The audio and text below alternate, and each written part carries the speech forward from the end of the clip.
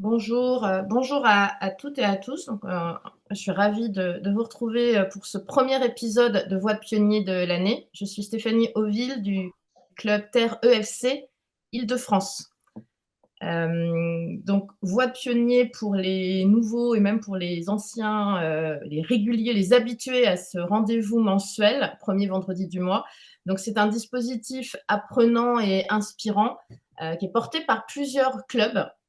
On parle de transformation de modèle économique. Ce dispositif, il est porté par ADI Nouvelle-Aquitaine, Necoe, Terre EFC Occitanie, Angers Technopole et Terre EFC Île-de-France que je représente aujourd'hui. Donc, c'est un rendez-vous d'inspiration. On parle donc de trajectoire de dirigeants.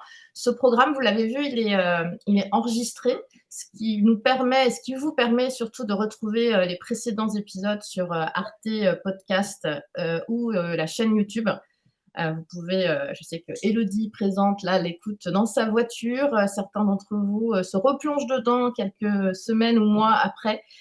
Donc cet épisode fera donc, bien entendu partie de la liste maintenant assez longue de témoignages inspirants que nous avons récoltés au sein de ce dispositif Voix de pionnier. Alors, avant que nous démarrions, juste quelques petites infos. On a coupé les micros. Vous serez appelés à potentiellement prendre la parole si vous avez des questions. Dans l'immédiat, je vais vous demander plutôt de les lister au fur et à mesure dans le chat. Ça permet surtout de ne pas les oublier. Si le sujet n'est pas, n'est pas traité, s'il y a une question qui reste, on essaiera de répondre à un maximum de questions, sachant qu'on prend vraiment l'engagement de terminer à 10 heures. À la fin du témoignage de notre invité, il y aura un petit moment de synthèse assez rapide. Et puis derrière, on vous donnera les actualités des clubs et les prochains rendez-vous. Voilà un petit peu. On va pouvoir accueillir notre invité du jour. Donc, c'est Patrice Vuidel, donc, qui est adhérent Terre EFC Île-de-France. Je vous le disais en entretien, en début de session, on accueille en fait des dirigeants d'entreprises ou d'organisations qui sont généralement en trajectoire, c'est-à-dire en fait qui cherchent à faire évoluer, à faire pivoter leur modèle, euh, leur organisation. Patrice, je suis ravie vraiment de t'accueillir parce que la particularité de cet épisode, c'est que le projet dont va nous parler Patrice, la butinerie, a été conçu en fait dès le départ avec le référentiel de l'EFC à l'esprit. Et ça s'explique par plusieurs choses, puisque Patrice, que je présente très rapidement et prendra la suite juste après, est non seulement le président de la société coopérative d'intérêt collectif La Butinerie à Pantin, mais il est aussi intervenant chercheur au laboratoire Artemis. Il s'occupe également d'accompagner des petits groupes et des grands groupes dans le cadre du programme EFC de l'ADEME. Mais ça ne va pas être le sujet d'aujourd'hui, puisque aujourd'hui, on va parler du projet de Patrice en tant qu'habitant sur un territoire, sur son territoire, qui est le territoire de la Seine-Saint-Denis, dans le 93. Et Patrice, je pense qu'on va commencer par là, par parler de ton territoire, parce que voilà, mais d'abord peut-être on te voit, parce que Merci, bonjour à toutes et à tous. Ravi de partager avec vous cette heure. Pantin, c'est une ville de 60 000 habitants qui est collée à Paris, qui est juste dans le prolongement de la Villette. C'est une ville anciennement industrielle, une ville ouvrière, une ville qui a accueilli beaucoup de populations très diverses, qui aujourd'hui accueille des populations avec des revenus plus élevés, mais qui reste une ville avec une grande partie de la population qui est en fragilité sociale et économique. 40% de l'habitat est de l'habitat HLM. Voilà, donc on se retrouve avec une ville très diverse à la fois en termes de structure économique et d'origine des habitants. Et c'est ce qui, voilà, c'est ce qui vous a conduit avec d'autres habitants à lancer ce projet, La Butinerie, qui est une maison du bien vivre alimentaire, un tiers-lieu qui regroupe plusieurs activités autour de l'alimentation. Et c'est de ça, voilà, c'est de La Butinerie qu'on va parler à présent. Donc, à l'origine, on part d'une envie, d'un besoin du territoire et d'un collectif de citoyens. Tu peux nous parler un petit peu de la jeunesse, comment ça s'est passé, cette envie, toi, d'habitant, de se dire j'ai un souci alimentation, accès à l'alimentation de qualité sur mon territoire, comment, voilà, comment tu Alors, t'es lancé là-dedans? si on remonte, c'est pas comme ça que se posent les choses au début. Au début, c'est une association qui se crée en 2014, qui s'appelle Ecobul, ECOBUL, qui, que je crée avec d'autres, que l'on crée en tant qu'habitants qui avons envie de porter des initiatives habitantes, en faisant le constat qu'on ne peut pas uniquement compter sur l'action publique ni sur l'action privée si on souhaite faire advenir un territoire en transition plus solidaire, qui est capable de prendre en charge des enjeux environnementaux, sociaux. Donc il faut qu'en tant qu'habitants, celles et ceux qui ont envie d'agir puissent se donner les moyens. Et on crée cette association Ecobul. Très vite, donc en 2014, très vite l'association, elle commence à faire des discos soupes. Donc on récupère des invendus sur les marchés forains, on récupère des invendus dans les supermarchés et on les trie, on les cuisine dans l'espace public à l'occasion de manifestations et, on, et on discute des enjeux de gaspillage alimentaire. Et puis assez vite aussi, on est en lien avec une association Marché sur l'eau qui a développé un circuit court avec une vingtaine de producteurs de Seine-et-Marne et euh,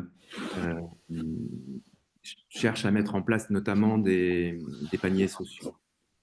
Alors, au bout de 2, 3 ans, on s'associe, l'association s'associe à Marché sur l'eau pour essayer de mettre en place, en complément de la distribution des paniers, des ateliers du bien manger.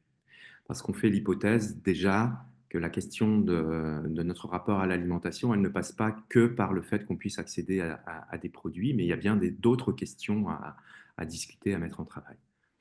En 2017, l'association Ecobul, donc vous voyez, qui est généraliste, hein, elle n'est pas centrée sur l'alimentation, on fait des choses sur la prévention des déchets, on fait un ensemble de choses, mais l'alimentation, elle est quand même présente dans nos initiatives. Et on fait une carte des initiatives inspirantes sur la ville de Pantin avec l'idée de voir s'il n'y a pas des liens à faire avec d'autres acteurs, d'autres associations ou d'autres entreprises qui seraient engagées un peu dans le même esprit.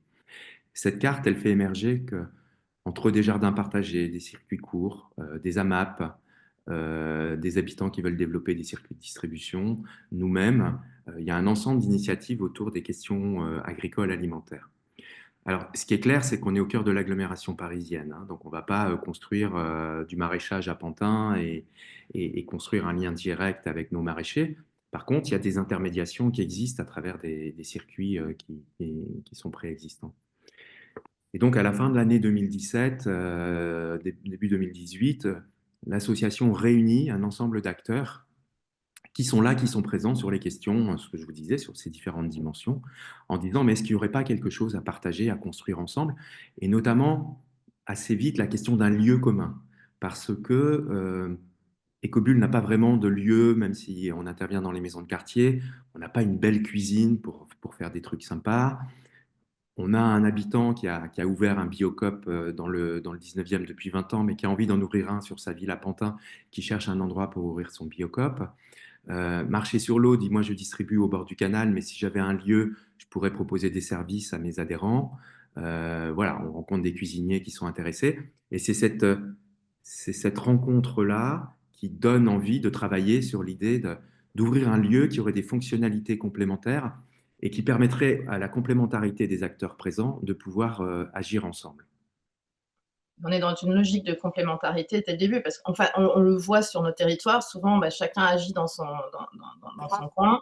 On peut se fatiguer aussi parce que les enjeux sont énormes, et tu l'as rappelé en introduction. Donc là, il y a vraiment cette envie de travailler ensemble, parce que vous vous connaissiez tous, voilà, déjà vous vous rencontrez sur place, vous faites partie des mêmes, voilà, d'autres associations peut-être. Enfin, c'est vraiment une dynamique d'habitants qui se connaissent ou qui apprennent à se connaître.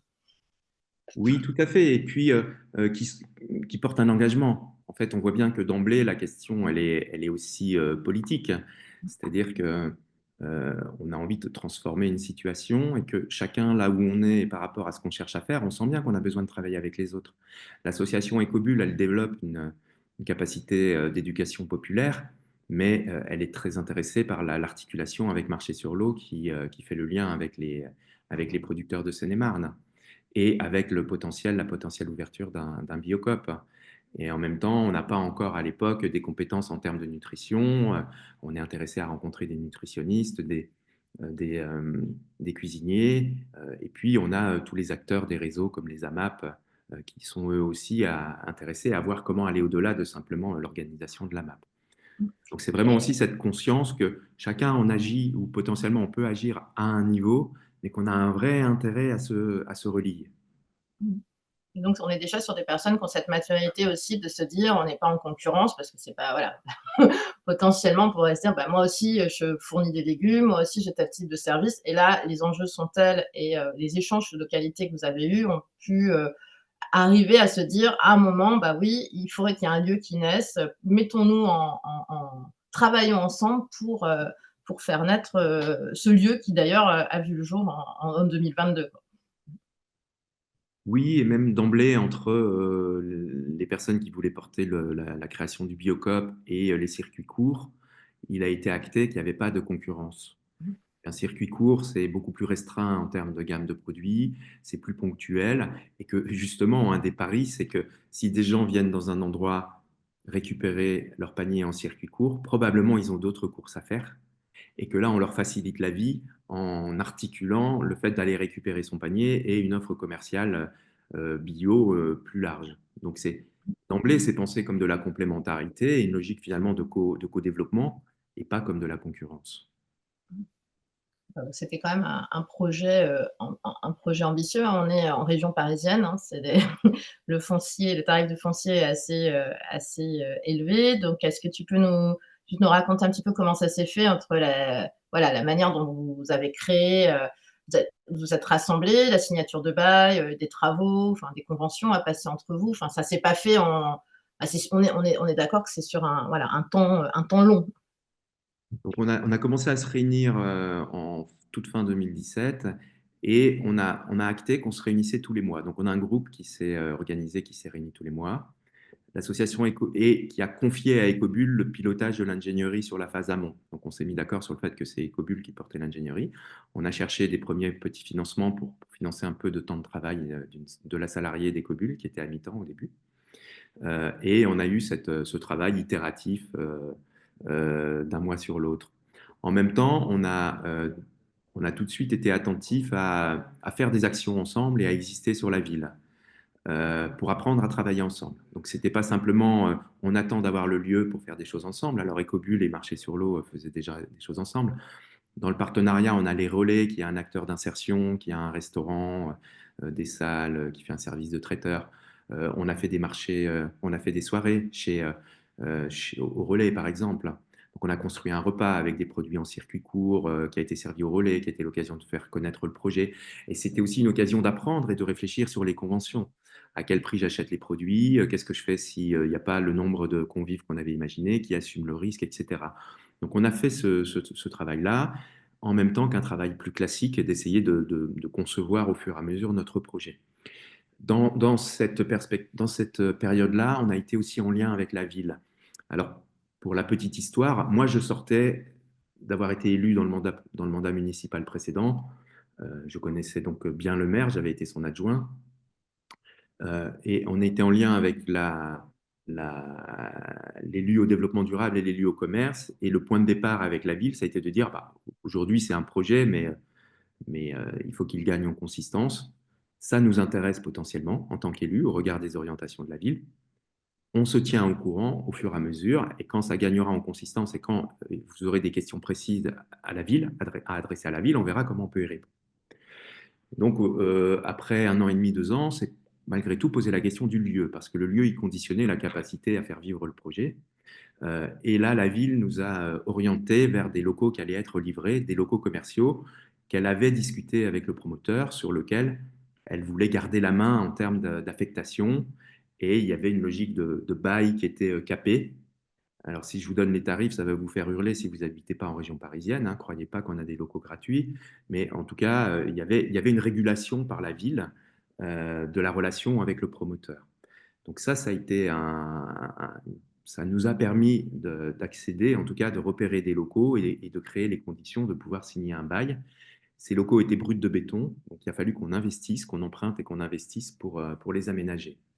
Euh, Tout début 2020, on a acté que le projet était suffisamment mûr pour qu'on crée une société. On a créé une société coopérative d'intérêt collectif avec un premier conseil d'administration dont j'ai pris la présidence. Voilà. Et 2020, c'est le Covid.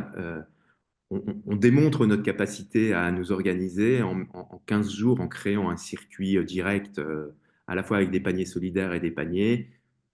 Et en 2, 3 semaines, on arrive à organiser la gestion de 350 commandes de paniers. C'est le maximum parce qu'après, notre camionnette, elle est plus, elle peut plus accueillir de denrées. Et donc là, on fait le lien entre les maraîchers, des produits de Biocop, toute une organisation pour préparer les paniers, les distribuer, etc., dans les règles que vous connaissez à l'époque. Donc c'est intéressant, ça révèle déjà là, avec une ville qui nous aide aussi. Voilà, je ne vais pas être trop long, mais 2022, on ouvre après une période de travaux. Et c'est intéressant peut-être qu'on revienne sur justement pourquoi la SIC, parce que là, ce qui est dans les acteurs, donc on a des associations, on a des habitants, des citoyens, on a un magasin Biocop qui fait partie en fait de la SIC. Hein. Il y a la ville, il y a le territoire Grand Est Ensemble, hein, puisqu'on est sur une interco. Voilà, est-ce que tu peux parce que c'est ça qui est aussi très particulier dans le projet, c'est d'avoir une entreprise à vocation purement, enfin commerciale, enfin quand même Biocop est là pour vendre des fruits et des légumes. Toi, tu arrives avec, on a aussi des associations, enfin des marchés, des producteurs qui amènent en parallèle et dans un même lieu. Donc dès le début, Biocop est associé fait partie du projet, quoi. Alors, Et arrive dans la SIC, et fait partie de la SIC. quand on dit Biocop, en fait, ce sont des individus qui veulent créer un magasin et le faire reconnaître comme un magasin, un membre du réseau Biocop. Donc, eux, en parallèle, ils ont l'enjeu de construire leur business plan très classique, de montrer qu'ils sont dans une zone de chalandise. Donc, un des enjeux du lieu, c'est de montrer qu'il y a aussi une zone de chalandise et qu'ils ont un prévisionnel qui tient la route, qui fait que Biocop va accepter qu'ils ouvrent ce magasin sous l'enseigne Biocop et qu'ils rejoignent le réseau. Hein, c'est pas parce que Olivier avait déjà un magasin Biocop que le nouveau magasin est automatiquement créé. Donc au démarrage, ce sont bien des individus.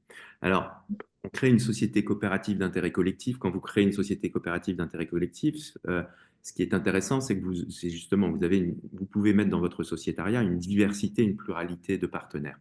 Vous avez 2 collèges qui sont obligatoires, ce sont les salariés et les bénéficiaires. Donc, quand on crée la société, on la crée avec une douzaine de premiers acteurs, personnes morales, personnes physiques, l'association Ecobule, une entreprise de crèche coopérative qui vient en soutien à l'époque, et puis des habitants de Pantin, l'association Marché sur l'eau, des habitants de Pantin. Mais on réfléchit dans notre sociétariat à créer 2 autres catégories. Les opérateurs, donc ceux qui vont se développer à travers le lieu et à travers la coopération, cette logique de co-développement, et tous les partenaires, donc tous ceux qui vont être là en appui. Voilà. Le fait qu'on ait travaillé, donc les opérateurs, vous voyez bien, ça va être le Biocop, ça va être Marché sur l'eau, ça va être Ecobule. Atemis rentre comme un opérateur un peu particulier, mais rentre aussi comme un Le opérateur. laboratoire, le laboratoire de recherche auquel Voilà. tu appartiens.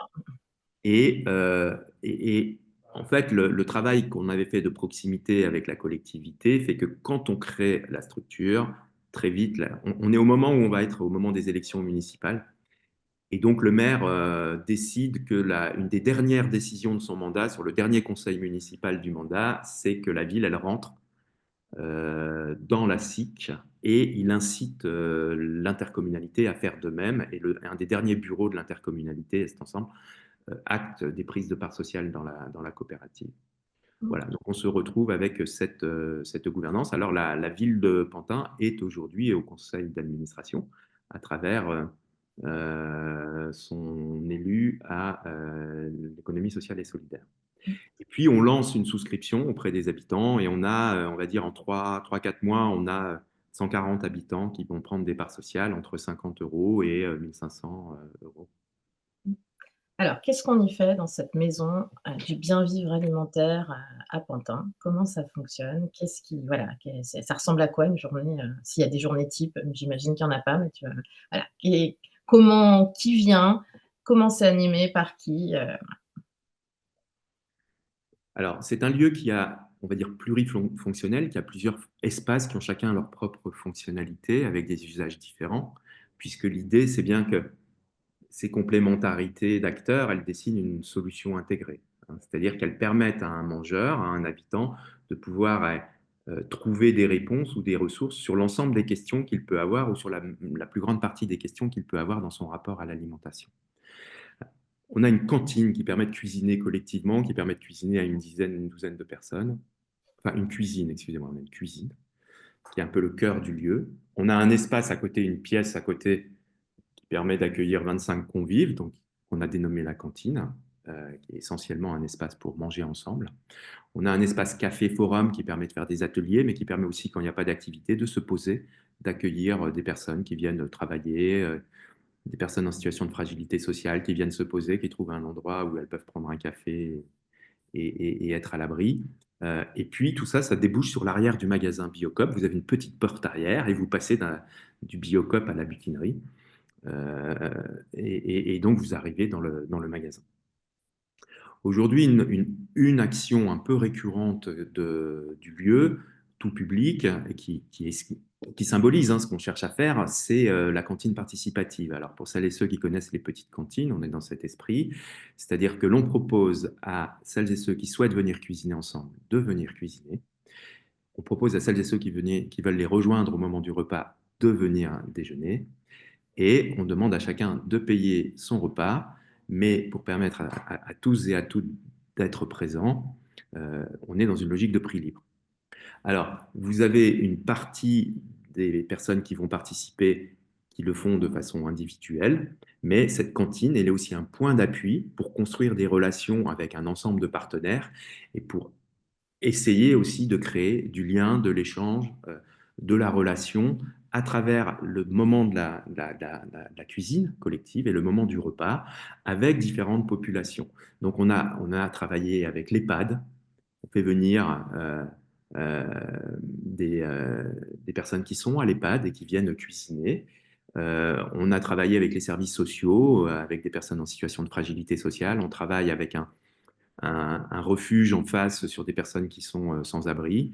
L'idée, c'est qu'à chaque fois, quand ces personnes elles viennent dans le cadre de partenariat, elles viennent en étant aussi accompagnées par un acteur social. Et ce temps de la cuisine, c'est un temps voilà, d'échange entre ces diverses populations qui habitent à Pantin et qui vont ensuite manger ensemble. Voilà, là, on a une activité sur quatre demi-journées par semaine. Alors, ça n'occupe pas tout le lieu, mais c'est assez symbolique de ce qu'on cherche à faire. La cuisine, elle est faite à partir, bien entendu, de produits de saison, achetés chez Biocop. Malheureusement, marché sur l'eau, le circuit court, on pourra y revenir, a fermé il y a un an. Donc, avant, on était entre les produits du circuit court et les produits Biocop. Et ça participe de cette logique de solution intégrée, c'est-à-dire que si le repas m'a convenu, si ce que j'ai cuisiné, je l'ai trouvé sympa, si j'ai trouvé la recette bonne, je sais où je peux aller acheter les produits, puisqu'ils sont juste dans la porte, il suffit de passer une porte et je peux aller les acheter. À des tarifs qui demeurent abordables. Après, on est sur un magasin bio, donc tout le travail qu'on fait, euh, euh, alors Biocop, les promoteurs de ce magasin ont été attentifs à mettre beaucoup de vrac pour que le vrac soit plus accessible. On pourra rediscuter sur l'enjeu de l'accessibilité financière. Pour nous, l'accessibilité financière, elle est inscrite dans un ensemble de dimensions d'accessibilité. Elle n'est pas toute seule. Et par exemple, on fait donc d'autres activités, je vais y revenir, je les présente. Par exemple, petit à petit, notre enjeu, c'est de rejoindre des enjeux de politique publique liés à l'alimentation, alimentation précarité, alimentation santé, notamment, et de voir comment on construit des réponses, alors là, avec des partenaires. Donc, c'est pas, vous n'allez pas le voir dans le programme si vous recevez la lettre d'information de la butinerie. Par contre, petit à petit, on essaye d'ancrer des partenariats financiers et opérationnels. On a un financement de l'Agence régionale de santé pour faire ce travail de rencontre des acteurs locaux, d'essayer de repérer comment il y a des besoins à l'articulation d'un ensemble de compétences qui pourraient trouver à être mis en place au sein du tiers-lieu, donc entre le tiers-lieu et les compétences complémentaires que l'on a. Par exemple, on a construit, parce qu'on a plusieurs professionnels qui nous ont dit, quand on est un jeune parent, on a des jeunes enfants, en fait, on est réinterrogé sur son alimentation. Euh, le fait de réinstaller un temps de repas un peu plus formel, hein, quand on est juste un couple ensemble, le repas il peut se faire au salon, devant la téloche. Quand on est avec un enfant, on réinstalle un espace de repas, se repose la question de qu'est-ce que je donne à manger à mon enfant, qu'est-ce que je me prépare à moi aussi, comment je réagis quand mon enfant me dit qu'il n'a pas envie de manger ça ou qu'il fait tomber son plat par terre, etc. Donc, on a construit un petit dispositif avec cinq séances euh, pour se donner un espace de dialogue entre parents, accompagnés par des professionnels, pour se redonner un peu des trucs, des astuces, de la réassurance sur le rapport à l'alimentation. Euh, on travaille avec les professionnels de santé là sur deux dispositifs complémentaires, un pour les diabétiques et un pour les personnes en situation de polypathologie. Donc on est avec des professionnels de santé qui ont déjà une action d'accompagnement des habitants, mais qui voient bien que le passage par la pratique et la pratique collective apportent une vraie valeur ajoutée par rapport à leur travail. C'est-à-dire que quand vous êtes avec des personnes diabétiques, le diabète, ça va faire que vous êtes obligé de changer votre régime alimentaire, mais si vous êtes dans une famille, ça impacte aussi le régime alimentaire de la famille. Et c'est pas parce qu'on vous a donné une fiche avec des recettes ou des interdits que c'est aussi simple que ça de pouvoir le mettre en œuvre. Est-ce que vous avez l'habitude de cuisiner? Peut-être que vous aviez l'habitude d'acheter des plats préparés et que vous remettre à la cuisine n'est pas si évident que ça. Donc, d'avoir des moments où on vient cuisiner ensemble, on découvre des recettes et on se rend compte que c'est bon et qu'on est en mesure de pouvoir le refaire à nouveau, finalement, ça participe d'un accompagnement des personnes. De la même façon, pour des personnes en situation de polypathologie, de redonner des principes, on va dire, d'équilibre nutritionnel, mais surtout de cuisiner et de manger ensemble ce qu'on a cuisiné. Euh, Peut-être une dernière initiative moi, que je trouve vraiment très Les intéressante. 18-21 ans, peut-être, celle sur les Comment 18, celle sur les Ouais. 18-21 ans dont tu m'avais parlé. Voilà. On a un lien avec l'aide sociale à l'enfance. L'aide sociale à l'enfance, une fois que les personnes qui sont suivies, hein, qui ont été placées dans des familles ou dans des institutions, ont 18 ans, l'aide sociale à l'enfance les accompagne pour que les personnes prennent leur autonomie. Mais en fait, quand vous avez 19 ans, que vous arrivez dans un studio, vous avez une plaque, un micro-ondes, un mini-frigo, et que vous n'avez jamais géré de budget d'achat et que vous n'avez jamais cuisiné, vous faites face à des questions très basiques hein, du quotidien. Mais bon, si vous avez des enfants étudiants, hein, c'est pas parce qu'ils n'ont pas été à l'aide sociale à l'enfance qu'ils se débrouillent mieux. Hein. J'ai une fille qui a 21 ans, je vois bien ce que ça signifie de se construire une autonomie d'action sur son rapport à l'alimentation. Euh, et donc là, l'idée, c'est de pouvoir ouvrir un espace où on va cuisiner avec des jeunes adultes et petit à petit, ben, on va réfléchir au repas qu'on va faire. On prend une séquence de 2 heures et demie. Quel repas on choisit? On le cuisine, on le mange et on découvre qu'on peut acheter à pas cher. Et vous voyez cette logique d'intégration, c'est que tout de suite, avec Biocop, je sais combien ça m'a coûté. On peut aller faire les courses ensemble. Alors après, les personnes peuvent le reproduire sans aller acheter des produits bio. Et en tout cas, on est capable d'emblée de faire un repas et de calculer combien ce repas nous a coûté. Donc, et de le faire avec des produits de saison qui existent à côté de là où on habite. Hein, voilà, et d'apprendre la recette.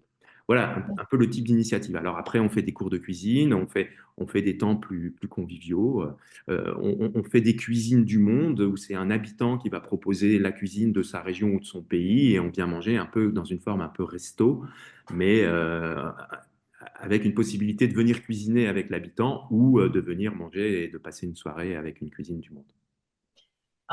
Merci Patrice. On va dans un second temps donc parler un modèle économique de la butinerie. Je voulais savoir là s'il y avait des questions par rapport soit à la manière dont le projet Butinerie s'est mis en place, s'est construit, ou sur les activités voilà, sur les activités de la butinerie. Est-ce que l'un d'entre vous a envie voilà, d'intervenir, de poser une question, soit directement, soit via le chat, ou est-ce que on enchaîne un petit peu sur un sujet forcément voilà, qui nous intéresse tous aujourd'hui, particulièrement le modèle, voilà, le modèle économique de ce très très chouette projet. Oui, moi j'aurais une question. Bonjour. Bonjour. Attendez. Bonjour, Romain Fabre, je travaille à la métropole de Bordeaux sur l'économie circulaire.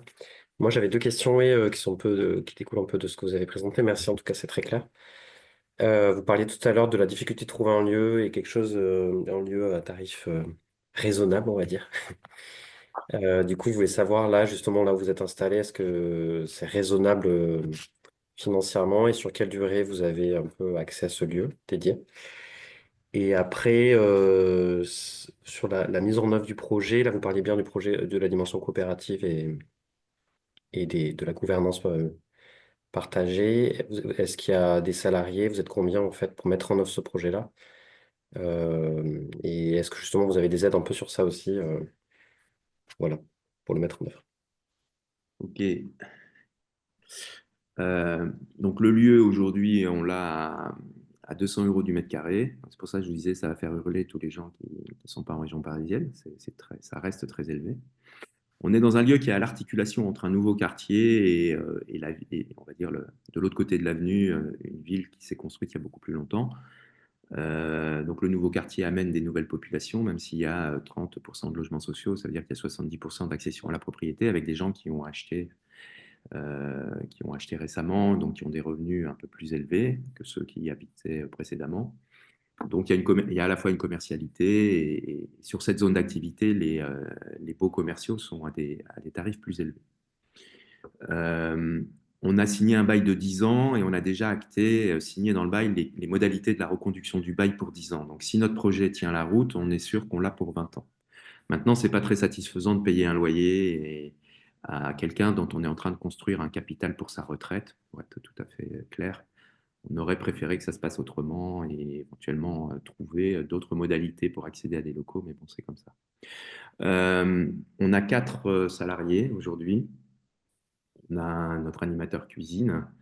Euh, on a une fonction de coordination.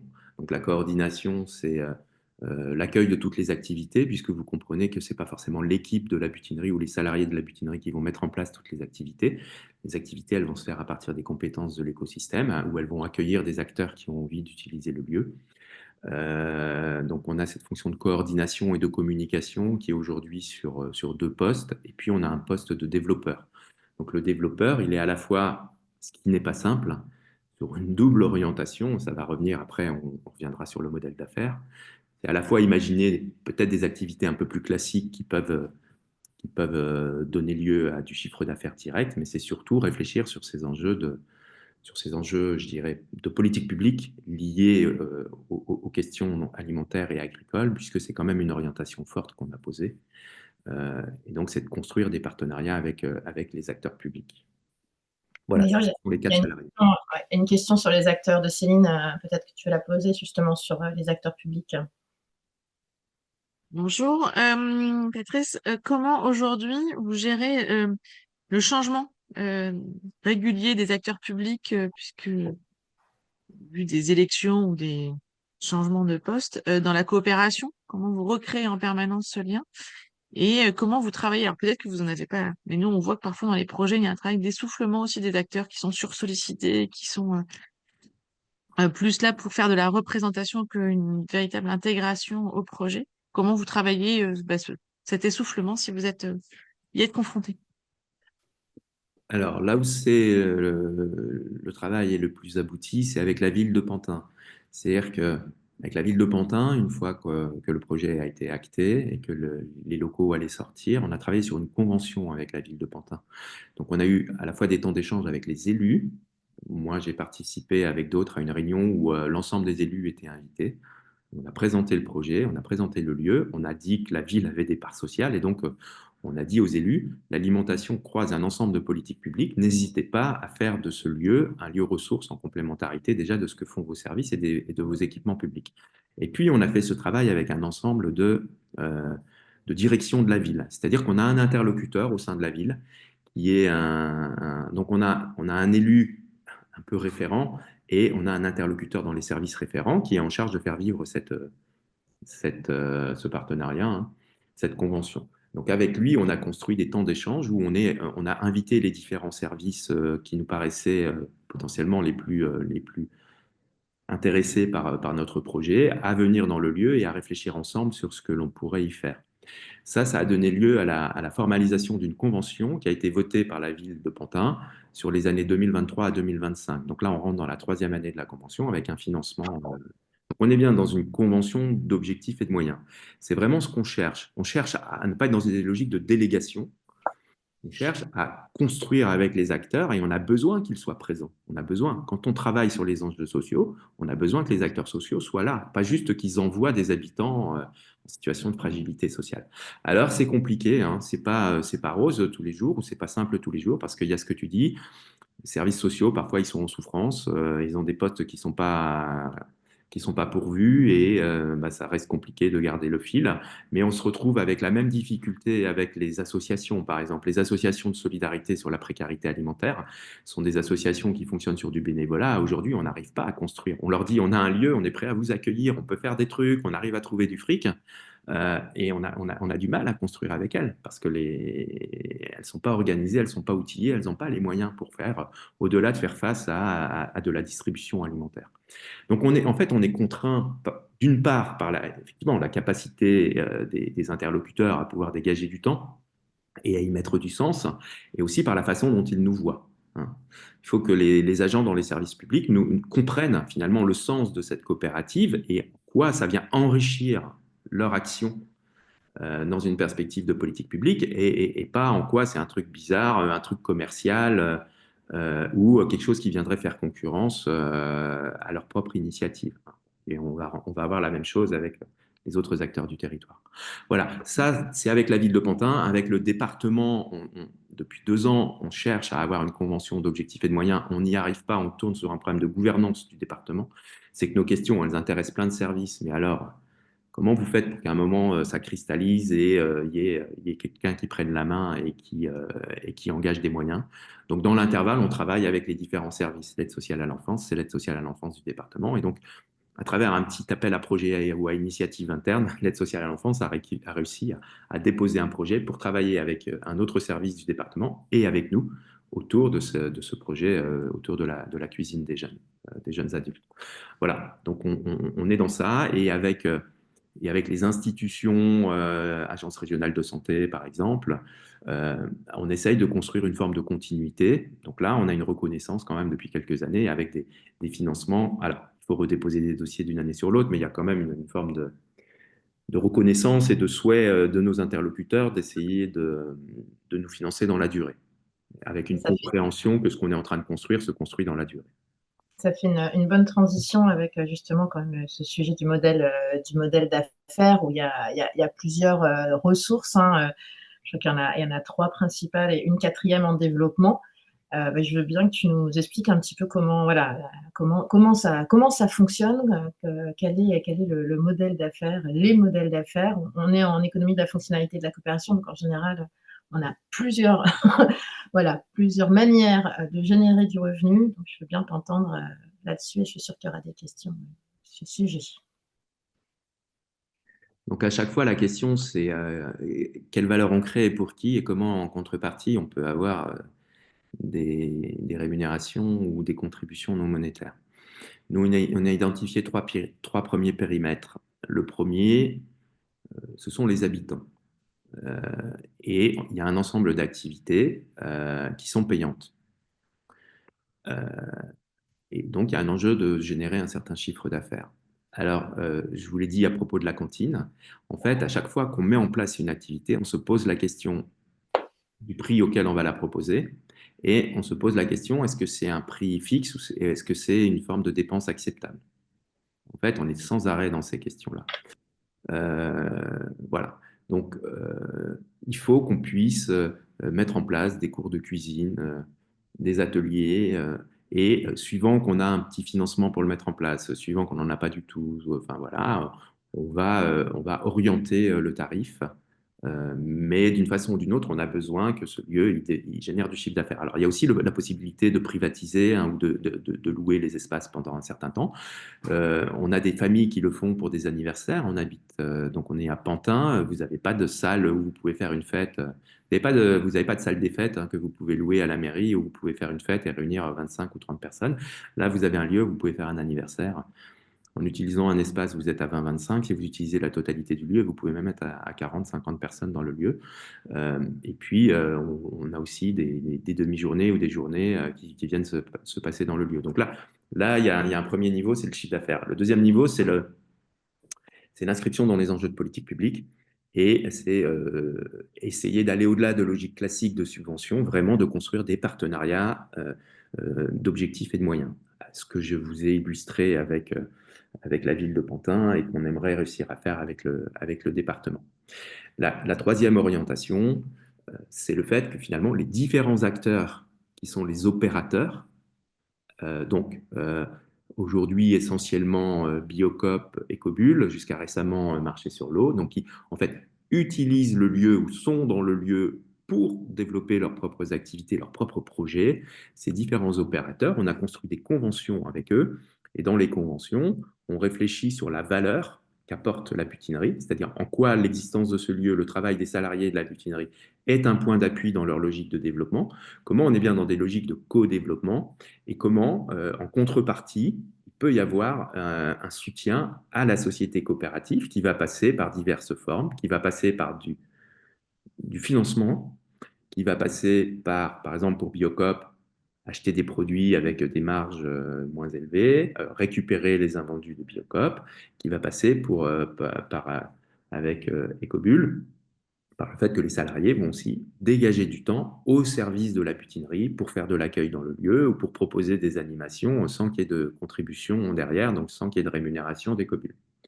Donc là, on a une logique de reconnaissance par les acteurs de la valeur de ce projet collectif, de cette logique de solution intégrée et de co-développement, et on attend d'eux qu'ils abondent, finalement qu'ils mutualisent des moyens. Je dis bien, on est bien d'accord, ça va au-delà du fait de louer le lieu quand je l'utilise. Je ne parle pas du fait que Biocop est un loyer ou que Ecobul, quand il va prendre une matinée pour faire ses ateliers chefs d'un jour, va payer une location. C'est bien en complément de ça que se discute le retour vers la butinerie. Si on prend Biocop, par exemple, donc il contribue en versant un loyer, il donne également une somme, voilà, plusieurs dizaines d'euros. Aujourd'hui, le premier palier, il est 25 000. 25. Donc, il donne 25 000 euros. Et derrière, il y a une mise à disposition aussi de salariés de temps en temps. Pas Biocop. Biocop, on n'est pas dans de la mise à disposition de salariés. Biocop, on récupère les invendus et ça peut servir à la cantine. D'accord. Il y a aussi un aspect à la fois pas de gaspillage et puis un aspect pédagogique, hein. Voilà, même si la cantine ne cuisine pas que des invendus, hein, on achète les produits aussi. D'accord. Il nourrit l'activité. Voilà. Très bien. Il y a peut-être le quatrième axe qu'on souhaite développer. Le quatrième axe, donc vous avez vu chiffre d'affaires direct, partenariat d'objectifs et de moyens, contribution des opérateurs, logique de co-développement. Le quatrième, c'est tout le rapport aux effets d'externalité. C'est-à-dire, si on fait ça, si on accompagne les gens sur une capacité à reprendre en main leurs enjeux alimentaires dans une perspective qui soutiennent leur santé, qui soutiennent leur plaisir à cuisiner, mais aussi notamment leur santé, alors à qui ça bénéficie? Et ça bénéficie aux acteurs de la santé. Donc dans cette perspective, on cherche à travailler avec les mutuelles santé. Nous, ce qu'on veut leur dire, c'est en fait la façon dont vous faites de la prévention, elle est compliquée pour vous. Vous savez, tout seul, vous ne savez pas faire de la prévention qui est ancrée dans le quotidien des gens, dans leur réalité. Vous savez envoyer des petits articles dans votre magazine, mais c'est tout. Rejoignez-nous, travaillons sur des logiques de prévention et devenez des opérateurs et des contributeurs. Voilà. Aujourd'hui, on a un petit partenariat avec une mutuelle, une première mutuelle qui agit sur le territoire, qui qui s'appelle Solimut, mais on aurait besoin de trouver des partenaires qui pourraient apporter un peu plus de moyens au projet. Voilà. Et on vient de relancer quelques missives auprès de grosses mutuelles ou de réseaux mutualistes. Pour l'instant, on n'y arrive pas. D'accord, merci. Est-ce qu'il y a des questions justement donc, sur ce modèle d'affaires avec en 4 parties, dont une en développement et qui semble, voilà, qui est très EFC, hein, cette manière de travailler sur ces externalités, ces effets utiles, positifs, qui n'étaient pas forcément au cœur du projet au démarrage, mais cette meilleure santé qui permet voilà, d'aller solliciter des mutuelles et de leur dire, bon, bah, si les gens sur le territoire sont en meilleure santé, bah, pour vous, potentiellement, ça peut être, voilà, ça peut être aussi des économies. Donc, comment on travaille ça? Donc, tu le disais, c'est en développement. Est-ce qu'il y a sur les 3 autres types de ressources dont on a parlé, donc chiffre d'affaires sur les ventes, partenariat et développement de l'activité des partenaires de la SIC, est-ce qu'il y a besoin voilà, de précision, des questions? Ouais, bonjour, vous m'entendez? Oui, Oui. bonjour Bruno. Ouais, merci. Je suis co-président d'une association qui s'appelle les Ateliers Icar. Merci beaucoup pour la présentation. Oui, au niveau du modèle d'affaires, moi, c'était tout simple. Je ne crois pas que tu l'aies dit, mais peut-être ça m'a échappé. C'est la ventilation un petit peu entre les 4 sources de financement, donc plutôt opérateur, plutôt partenaire. Enfin, voilà, qu'est-ce qui prend le plus de poids au niveau de ses revenus et voilà quoi, parce qu'en effet j'ai du mal à voir si finalement les externalités représentent beaucoup ou pas, etc. Merci. Ouais, alors après, il y a une source de revenus dont je n'ai pas parlé, mais bien sûr, qui souvent, d'autant plus quand vous démarrez un projet, est indispensable, c'est d'aller chercher des subventions, hein, aussi. Mais vous voyez, pour nous, les subventions, en tout cas, le rapport aux enjeux de politique publique ne peut pas passer que par de la subvention ponctuelle. Il doit passer par une transformation des relations entre les acteurs publics et des opérateurs comme la butinerie. Et donc, il doit asseoir des nouvelles conventions un peu pérennes entre ces acteurs. Alors aujourd'hui, on va dire, ce sont les subventions euh, et les conventions avec la ville, la convention avec la ville qui vont euh, enfin, si je me retourne sur le passé, hein, sur 2023-2024, qui sont les plus élevés. Les opérateurs, j'ai peur de vous dire des bêtises, je pense qu'on est sur un budget à 250 000, un peu en charge fixe et un peu de charge variable. Euh, voilà, le chiffre d'affaires aujourd'hui, il va être plutôt autour de 50 000, 40-50, en tout cas, il faut. Voilà. Les opérateurs, on est sur 30 000 en argent, hein. Donc, vous voyez, il y a encore un gros delta. Alors, on a été appuyé au démarrage par l'ADEME dans le cadre de l'aide au changement de comportement. On a eu un financement sur 3 ans, hein, qui était très précieux, qui s'est arrêté fin 2024. On a eu un financement un peu, je dirais, global pour le projet là, de la Fondation Carasso sur 2 ans aussi. Bon, mais ces financements s'arrêtent, donc là, il faut qu'on voit quel est l'avenir pour les années qui viennent. C'est sûr que notre idéal, c'est au maximum que le lieu puisse générer un ensemble de recettes directes ou de partenariats récurrents. Et tout ce qui va être la recherche des subventions ponctuelles, des choses comme ça va être, c'est ce qui révèle la fragilité encore du projet. Et d'ailleurs, voilà, il y a encore des défis. Enfin, voilà, c'est même si le projet a maintenant, qui est né en 2022, enfin qui a ouvert en 2022, donc ça fait un peu plus de 2 ans, il y a encore au moins 2 gros défis.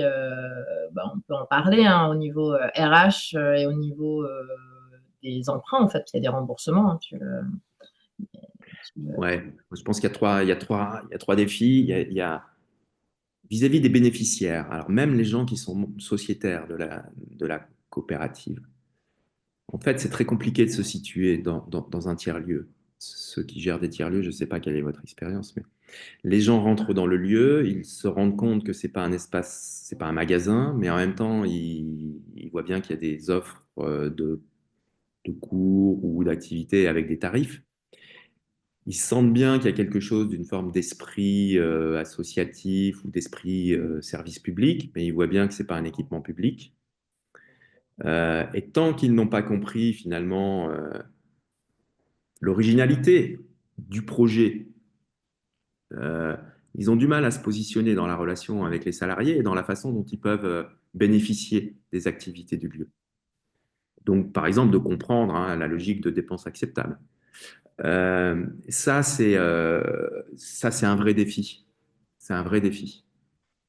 Tant que vous n'avez pas compris l'essence du projet, euh, la façon dont il est piloté, pourquoi à un moment je dois payer, pourquoi à un autre moment je ne paye pas, etc., c'est très compliqué pour vous de vous situer et donc vous êtes dans une situation de retrait.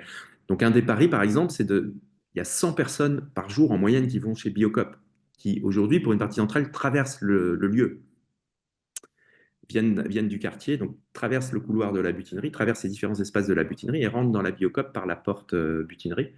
Il y a plein de gens qui ne savent toujours pas ce qu'est la butinerie et donc qui se sentent presque un peu mal à l'aise parfois quand ils traversent parce qu'ils ne savent pas s'ils ont droit d'y accéder, s'il faut avoir une cotisation, s'il faut être adhérent. Enfin, vous voyez, toutes ces questions-là, en fait. Et ça freine beaucoup, moi, je pense, d'engagement et de participation. Ça, c'est un premier défi qu'on n'avait pas forcément anticipé. Le deuxième, c'est les salariés. On a deux défis par rapport aux salariés. Le premier, c'est que finalement, toutes celles et ceux qui sont arrivés depuis l'origine avec leur énergie, leur enthousiasme et leurs compétences, quand on les met dans nos postes, euh, euh, on les décale par rapport à leurs compétences initiales. Et donc, ça les met face à des difficultés. Un chargé de développement, pour vous dire, là, on a fait l'expérience avec une personne qui venait plutôt du social, qui avait piloté des centres sociaux. Bah, toute la dimension économique plus classique, devoir faire du chiffre d'affaires, faire payer les gens, et elle n'y arrivait pas. C'était très, très, très compliqué pour elle. C'est pas dans sa culture.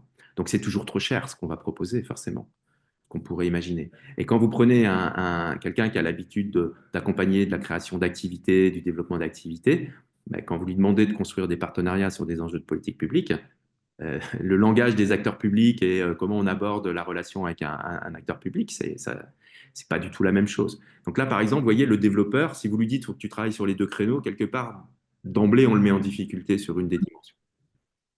Mais on va avoir la même chose avec un cuisinier. Hein. C'est pas parce que vous avez cuisiné dans un restaurant que vous savez animer une cuisine avec des personnes qui viennent et qui n'ont pas l'expérience. Donc, ça, c'est une vraie difficulté qui s'ajoute à une seconde difficulté, c'est que quand vous êtes dans un projet au démarrage, vous vous dites il faut qu'on fasse attention à nos charges fixes, donc vous mettez des rémunérations pas très élevées, et puis vous avez des salariés qui vous disent, alors d'abord vous avez une partie de salariés qui ont des compétences mais qui disent, ben, moi je ne viens pas parce que vos salaires sont trop faibles, et puis une autre partie qui viennent et qui à un moment vous disent, ben, malgré tout, moi j'ai du mal à vivre, je suis en région parisienne, je suis au cœur de l'agglomération, le SMIC aujourd'hui, on ne vit pas avec le SMIC.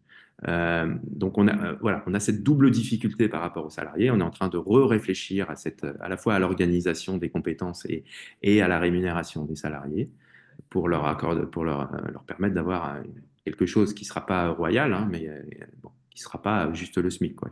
Ça c'est sûr. Il est 9h41, donc je pense que on peut peut-être parler juste remboursement. Donc les deux autres défis rapidement, on a emprunté pour aménager le lieu et aujourd'hui nos emprunts ils sont sur 5 ans et ça nous fait un énorme remboursement annuel, ça nous fait 50 000 euros annuels. Je discutais avec France Active, qui est un de nos deux prêteurs, il y a 2 jours. Hein. C'est très compliqué pour eux de les déplacer là-dessus. Et ils considèrent que si on n'est pas en mesure de tenir le rythme du remboursement, c'est qu'il y a un problème dans notre projet. Je leur dis, mais peut-être qu'il n'y a pas de problème dans notre projet. Peut-être que la façon dont vous imaginez qu'il faut qu'on soit rentable et l'intensité du remboursement que vous nous demandez, c'est ça le problème. Ce n'est pas notre projet en lui-même. Mais ça, ils n'arrivent pas à l'entendre. Et donc, je suis avec des gens qui me ressortent un schéma classique, mais il faudrait que vous regardiez les activités plus rentables et moins rentables. J'essaye de ne pas m'énerver et de leur dire que ce n'est pas comme ça qu'il faut réfléchir aujourd'hui, même si on peut bien sûr discuter de la rentabilité, que c'est un tout petit peu plus complexe que ça. Mais vous voyez, là, on fait face à ça. Et c'est une vraie fragilité, hein. On peut très bien, quand vous avez un projet où vous avez 20 000 euros de charges fixes chaque mois, le jour où vous avez un problème de trésorerie, au bout d'un mois, vous avez 20 000 euros, au bout de 2 mois, vous êtes à moins 40, hein. Donc, on ne va pas pouvoir jouer longtemps si un jour on a un problème de trésorerie. Ouais. Voilà. Donc là, il y a une fragilité et on essaye, il faut qu'on renforce nos fonds propres. Mais tout ça, c'est encore du travail, c'est un effort, c'est du temps, etc. On essaye de faire face. Euh, voilà, je crois qu'on a abordé les trois difficultés, Ouais. les bénéficiaires, les salariés et le fric. Voilà. Est-ce qu'il y a là, dans quelques instants, Estelle Mérès de Terre FC de France va faire une micro-synthèse pour replacer un petit peu les concepts, voilà, économie de la fonctionnalité de la coopération, faire le lien entre le témoignage et quelques concepts clés de l'EFC. Est-ce qu'il y a une dernière question pour Patrice avant qu'on passe à cette petite séquence?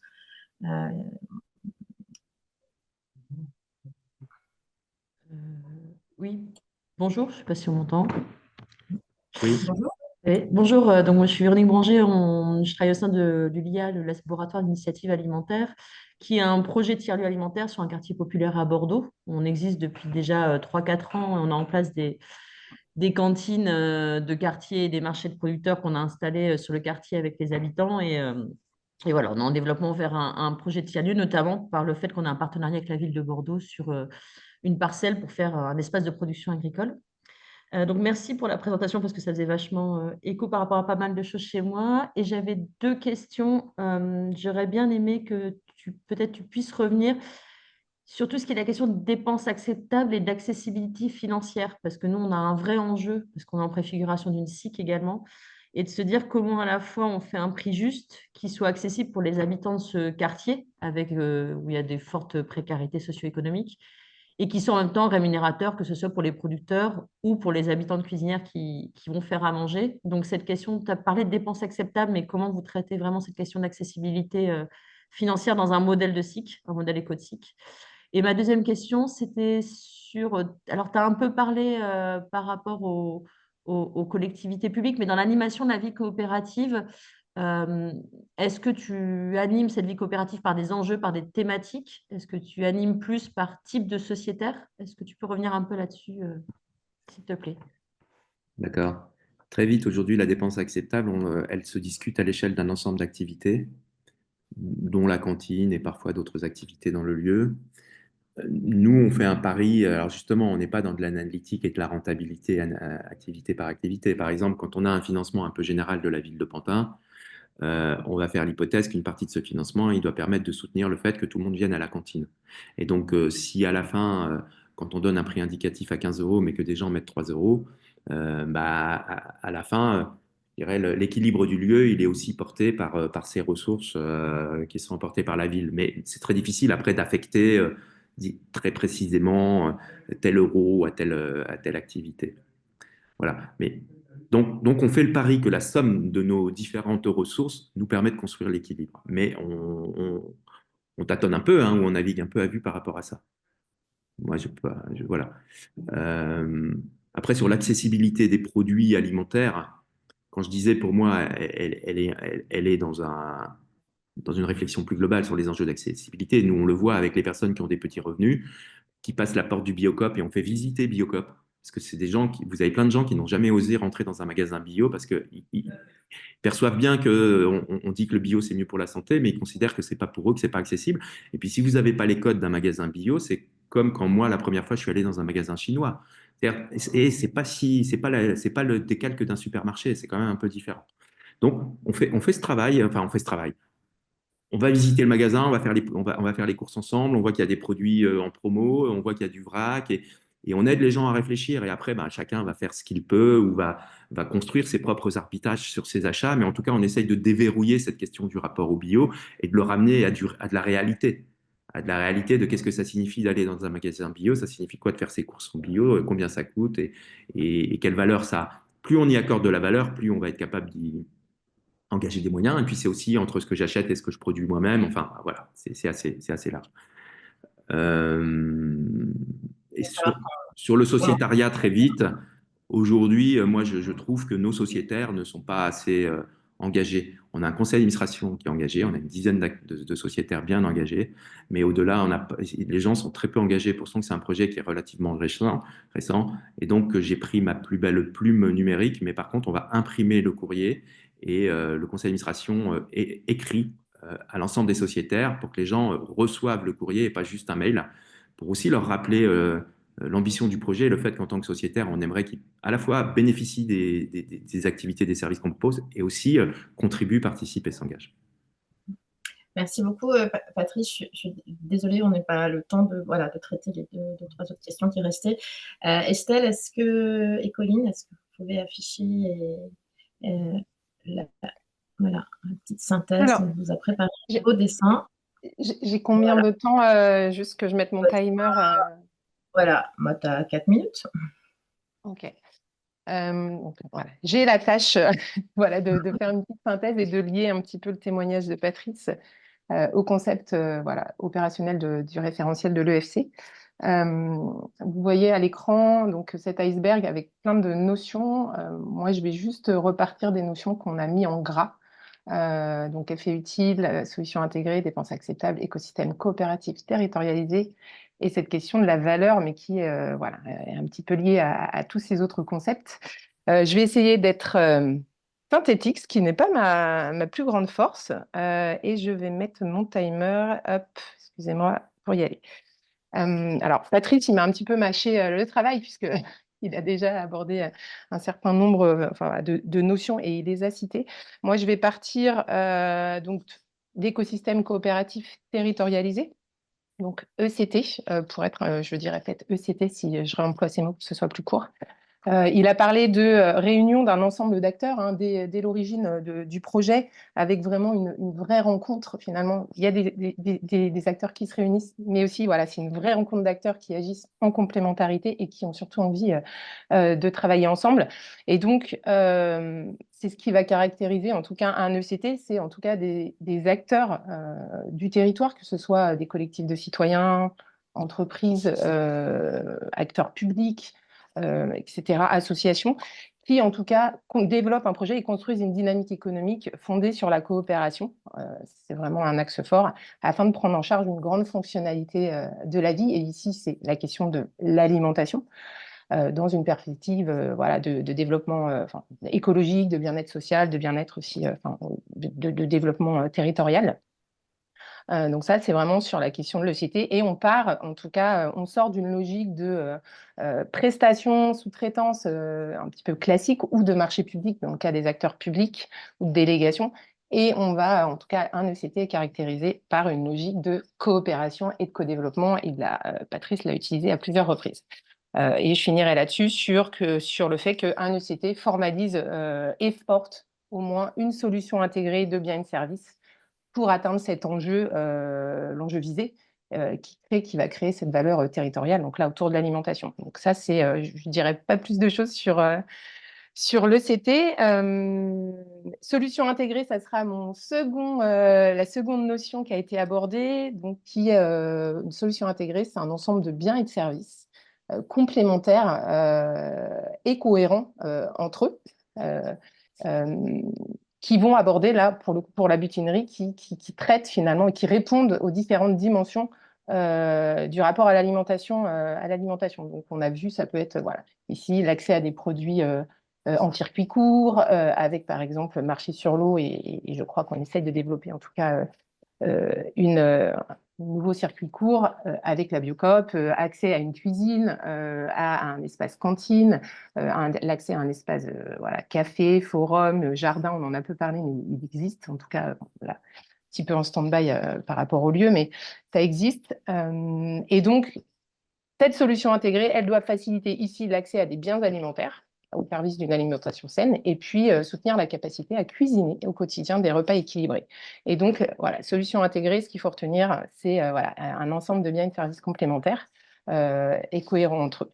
Et ici, voilà, caractérisé aussi par des espaces qui ont des fonctionnalités complémentaires pour répondre justement à cela. Troisième notion, j'essaye d'être rapide, hein, tu me dis Stéphanie si je dépasse. La troisième notion, moi que j'avais envie de souligner, c'est donc les effets utiles. On en a parlé, voilà, on en a pas mal parlé. Donc, c'est un ensemble d'effets positifs que le client, l'usager, et les autres bénéficiaires peuvent attendre de l'usage d'un bien ou de l'accès à un service. Et donc là, et ça va lier en tout cas à cette question des effets utiles sur la partie qui est en gras, de discuter la valeur, révéler, conscientiser, valoriser, c'est vraiment de se dire qu'on va aller chercher à apprécier les différentes dimensions de la valeur que l'activité au sein de la butinerie génère pour ses bénéficiaires. On a 3 objectifs finalement. Ça va être révéler la valeur servicielle non conscientisée et ainsi élargir la valeur servicielle. Donc, par exemple, au niveau des repas, voilà, en fin de repas, on essaye de discuter, en tout cas au moment de la contribution financière, qu'est-ce que ça leur a apporté, au-delà juste d'un repas. On vise en tout cas à justement apprécier ce nouveau périmètre de la valeur pour pouvoir aller finalement retravailler les dimensions de la solution intégrée et aussi le travail avec les acteurs et aussi la relation avec les bénéficiaires. Et donc, la question des effets utiles, elle est importante puisqu'elle nous permet d'aller travailler sur cette question de contribution monétaire et non monétaire qui vont être mobilisables notamment par les bénéficiaires pour reconnaître cette valeur créée. Et donc, je fais le lien avec la dernière notion de dépense acceptable qui était en lien aussi avec la dernière question. C'est un vrai défi, moi, je trouve. Alors, je suis aussi investie dans la butinerie, mais dépense acceptable, c'est qu'on ne va plus valoriser financièrement, uniquement financièrement, on va dire la valeur. C'est une valeur qui est plus nécessairement comptable, c'est-à-dire un déjeuner, ça vaut tant. Et basta. Non, on va aller vraiment chercher à comprendre les effets utiles pour le bénéficiaire, pour le mangeur en l'occurrence, et les ressources immatérielles derrière qui ont été engagées, comment on a cuisiné, il est 9h54, c'est bon. Comment on a cuisiné, voilà, le travail qui a été fourni derrière, l'origine des produits, etc. Donc, l'idée, c'est un défi encore aujourd'hui, je pense, au niveau de la butinerie, mais de mettre en discussion la question de la valeur et son périmètre. Donc, voilà. Merci. Merci Estelle pour cette synthèse. C'était une nouveauté, hein, ceux qui ont participé au précédent Voix Pionnier, on avait quelque chose d'un peu plus peut-être scolaire, et là on a voulu innover avec le collectif des clubs qui portent ce projet Voix Pionnier. Merci beaucoup Estelle pour cette synthèse. Je veux bien, Colline, que tu passes à la slide suivante, voilà, pour vous indiquer, puisque voilà, l'idée c'est vraiment qu'on termine dans quelques minutes. Avant 10h, si possible. Donc, les rendez-vous de 2025, vous voyez, c'est des cases vierges. On est en train, avec tous les animateurs de club, de préparer cet agenda, sachant que ce que vous pouvez noter, c'est qu'on a prévu une date en plus. Voilà, parce qu'on a beaucoup de personnes qui ont envie de témoigner, et nous, on a envie de vous faire rencontrer plein de dirigeants passionnants et passionnés. Je vous rappelle donc que ces podcasts, ces Voix de Pionnier sont disponibles en replay. Et puis rapidement maintenant, je vais vous donner quelques infos sur les actualités du réseau, avec un déjeuner EFC, enfin 2 déjeuners EFC à Orléans, organisé par Necoé. On a à Toulouse, organisé par Terre EFC Occitanie, une fresque de la transition économique. Nous-mêmes à Paris, donc on va organiser un webinaire. Alors donc c'est accessible pas seulement à des Parisiens ou des Franciliens, mais c'est 1 heure pour découvrir l'EFC. Il y a une formation, puisqu'on a une fresque, on a aussi des formations pour devenir animateur de la fresque de la transition économique. Donc ça, c'est le 24 et 25 février. Et puis également plusieurs clubs, notamment en Aquitaine, en Occitanie et à Angers, ont lancé leur parcours d'accompagnement, de transformation, en s'appuyant toujours sur le référentiel de l'économie de la fonctionnalité et de la coopération. Donc, vous pouvez contacter, si vous êtes dans ces régions, les 3 animateurs de club dont les mails se sont affichés. Il est 9h57, je pense qu'on est dans le timing. Prochain rendez-vous, donc notez-le bien, le 7 février, avec un ou une dirigeante. Moi, je suis ravie d'avoir participé à cette matinée. Merci encore, Patrice, pour ton témoignage. Merci, Estelle, pour la synthèse. Merci de m'avoir accueilli. Et Et puis, puis, si vous avez envie de continuer à échanger dans la mesure de mes disponibilités, je serais ravi de le faire. Donc, n'hésitez pas à me contacter sur un sujet ou sur un autre si vous voulez partager votre propre expérience avec nous, hein, on est preneurs, ou avoir des éléments complémentaires sur la nôtre.